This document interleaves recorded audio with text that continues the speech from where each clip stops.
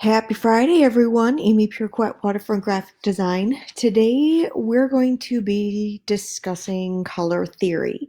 So, color theory, there's a lot of unknowns for the general public about what color is, what colors look good together.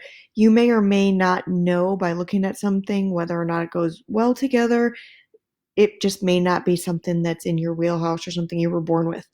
So this quick little tutorial is going to help you understand color so that you can utilize it better in your designs, maybe on a Facebook post or something like that. You're not putting two colors together that just do not belong together, make your eyes go crazy or anything like that. You can, with this understanding, you can put together quick little flyers and ads for your business to help promote yourself, or you can just put together an awesome rockin' outfit or help decorate a room in your home. So we're going to start off with some descriptions of color and some things that you might have heard, but you're like, I don't know, I don't understand what the difference is. And the three things that we're going to talk about is hue, saturation, and value. And what's the difference? So hue is just another word for color. So hue is just a color. So this particular color right here, we're just going to use red in this example. So this is the hue, this color that we're going to start with. Saturation. Saturation is the intensity of the color. Does the color appear more subtle, like down here with the white, or is it more vibrant at full 100% red? The next is value. That is how dark or light the color is.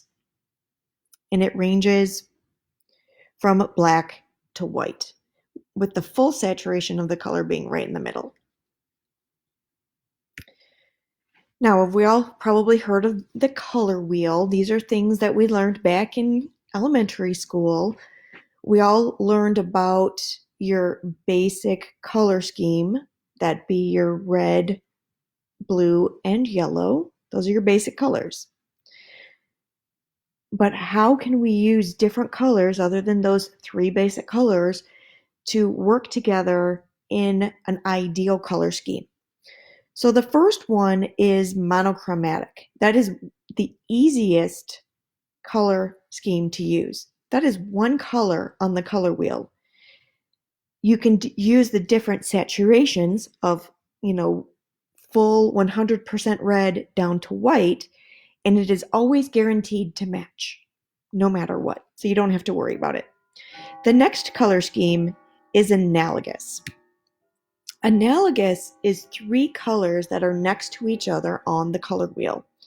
I'm showing you red and oranges here, but you can do blues and greens, oranges and yellows, reds and purples. If they are next to each other on the color wheel, they will always go good together. Complementary. Complementary are colors that are opposite each other on the color wheel. Red and green are a very common complementary color scheme, but you also have to worry about that one's kind of Christmassy, right? So you don't see that a lot. Purple and yellow, blue and orange are also great complementary color schemes.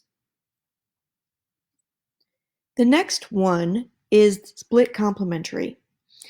This is, you take the red and green, that's your complementary color scheme. A split complementary is you take one complementary and then you take the next color on either side of that color's complement. Does that make sense at all? You're like, whoa, this is the most complex color scheme out there. But with the graphic, you can see red is the complementary, is one side of the complementary, green's going to be the other side. So what do? We do this blue and yellow green color.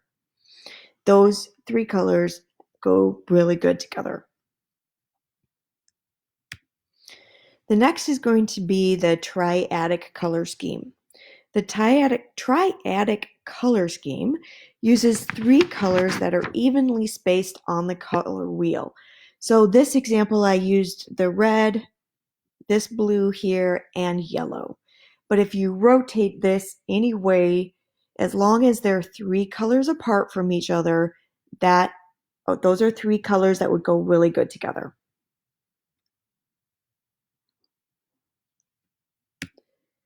The next color scheme, and this is the one that is talked about least, is the tetratic color scheme. It uses four colors on the color wheel, and it basically creates a rectangle shape. Again, you can rotate this rectangle anywhere you want to. It can be on its side or whatever, but it's basically four colors on the color wheel that are evenly spaced apart using a rectangle. Now, you can have some web resources. I love using Adobe Color in order to pick colors that go good together. You can search the internet and find any color palette that you want to use that can inspire you to come up with great color combinations. It's actually kind of fun. Your inner artist comes out and you start playing around with color. You feel like you're in kindergarten again, but it's a lot of fun. Try out Adobe Color and start coming up with these great colors that go really great together. If you have any questions about color, feel free to reach out. I'll be happy to talk to you.